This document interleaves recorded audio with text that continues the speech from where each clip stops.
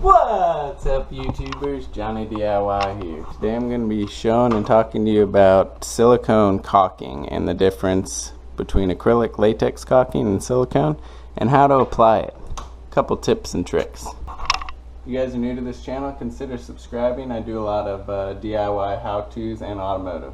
Okay, so I'm going to be doing this gap right here in the kitchen, and you're going to want to use this silicone caulking for any areas like in the bathroom and the kitchen, because this is really mold resistant and it doesn't shrink and crack and get really hard like the latex caulk, but it is harder to apply.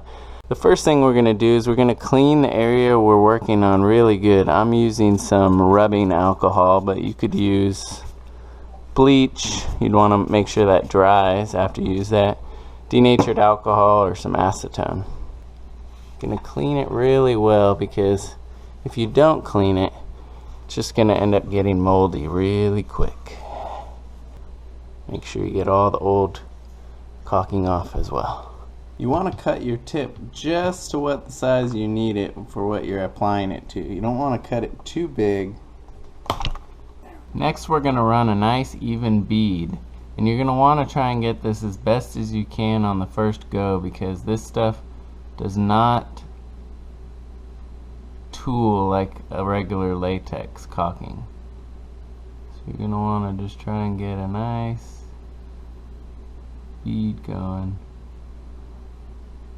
Take your time. Okay, so if you do need to tool it a little, if you spray a little of this rubbing alcohol on it, it'll let you adjust it with your finger. Wear gloves because this stuff is really sticky.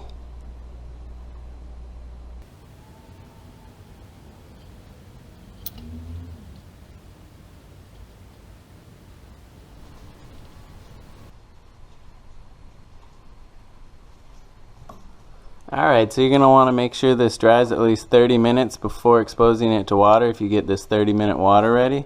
But that's it, guys. Alright, if you like this video, please give it a thumbs up. Consider subscribing to my channel and click the bell icon so you can get notifications for the new videos. Alright guys, thanks for watching Johnny DIY. Keep on doing yourself. Take care.